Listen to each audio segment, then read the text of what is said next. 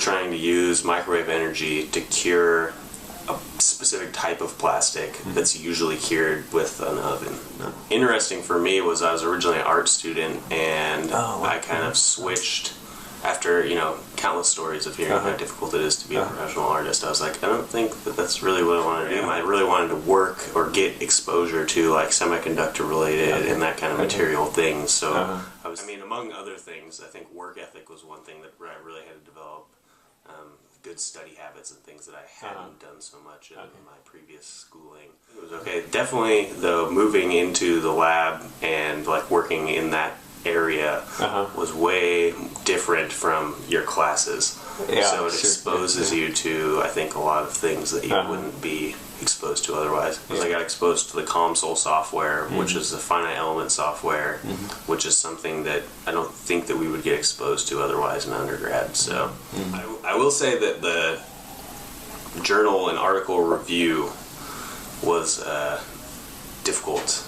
Yeah, that was a long process. A lot of reading very dense technical papers, and that was something that I hadn't done before. Be careful and know your faculty advisor as well. Try and develop a relationship with them ahead of time would be valuable, and make sure it's something that you actually are really excited about working in. The number one thing that I can say is that I wish that I had taken less classes.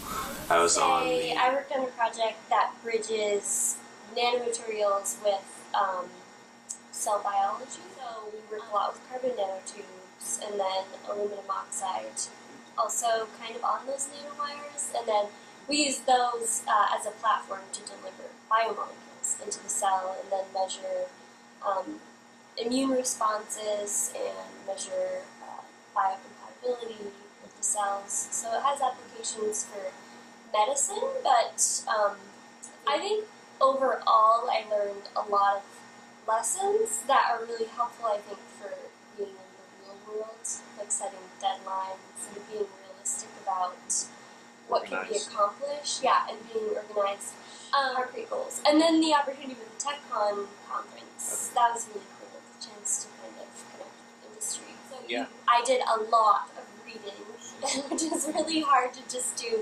straight reading for, like many hours. I'd say the probably most exciting thing that came out of my project was 2 publications and a patent. So I always feel like one thing I really gained from this project was valuing communication, which sounds really cliche, but I don't think it can be emphasized enough that you should really have really frequent and open communication with your mentor and be realistic. And set deadlines, because for me, if I don't have a deadline that is pressing, I just won't do it. So, TechCon is really exciting. Yeah, so they pay for the airfare and the hotel. That's like really exciting, and it'll be cool to meet like a lot of industry. My career goals, long term, include graduate school, of course. But I'm gonna take a year or 2 off to take the GRE and figure out which graduate school I want to go to. So I do biomedical signal processing research with Dr. Eric Wan, and my work for the URMP was based around doing home monitoring for elderly care patients. So trying to detect things like falls and walking speed and gait using a radio frequency transceiver network. I thought what I would be learning would be like these sort of technical scientific skills at first, and what I was really learning was like how you get along in a research environment. So the best experience overall was definitely publishing. That was really exciting. I mean, not just because of the sort of like, oh, we had a success, but because I got to work really closely with both of my PIs, and we have another PI at OHSU, and it was just so cool to like Skype with them like 10 times a day and be like, how are we going to fix this, and how do you want these images to look, and I don't know, it felt very hands-on. I think that the joke about like research in general is that like it's just a series of like what the hell is going on moments followed by like an epiphany.